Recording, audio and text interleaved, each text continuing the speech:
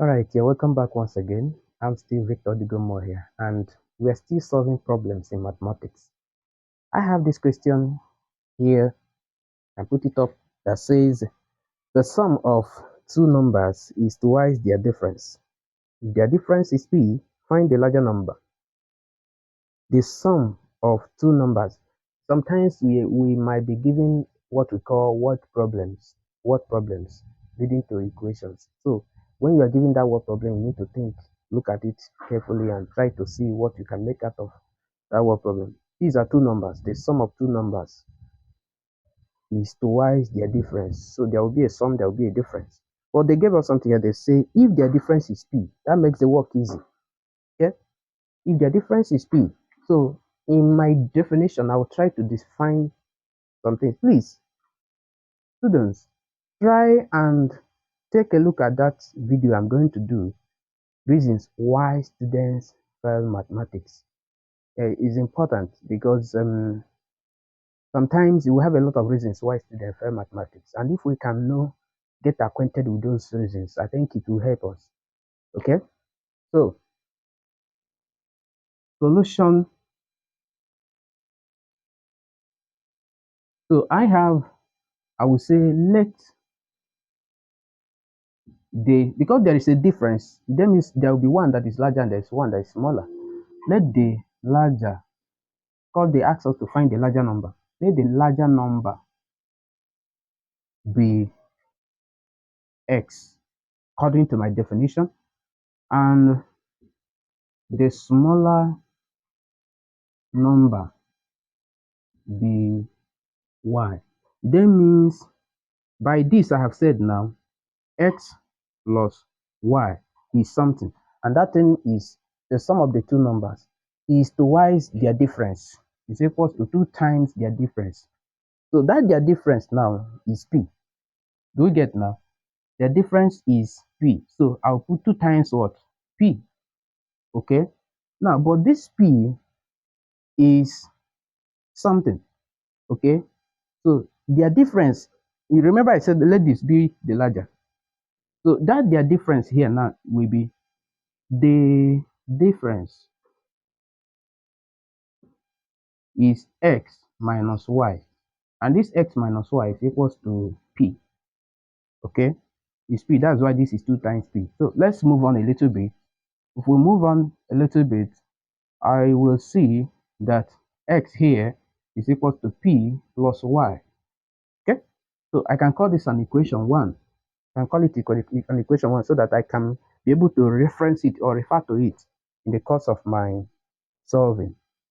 Okay, I can come back here now and say here I have that here I have that x plus y is equals to 2p. So I can lift this now and put it here. Do we get? I can lift it and put it here, because if I lift it and put it here, I'm going to have, I would say, replace. So let me call this equation, or let me redefine. This is equation 1, and this is equation 2. Okay, so if I say put equation 2 into equation 1, so I'm going to have, this is x is p plus y, so I'm going to replace it here. I will write p plus y, then which is x. You get it? Right? So plus this y now is equals to 2p. So we can see that there is something here. So that thing now is, this is 2y equals to, this p will go over here and be 2p minus p. So we have 2y equals to p. Do you get it now? 2y is equals to p.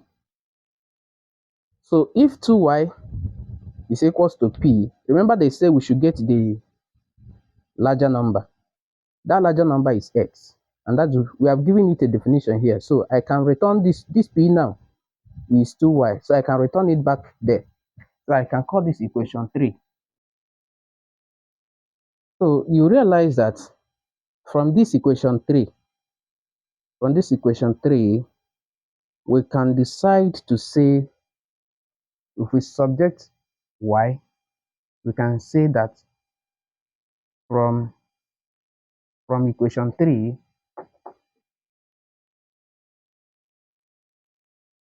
that y is equals to p over 2.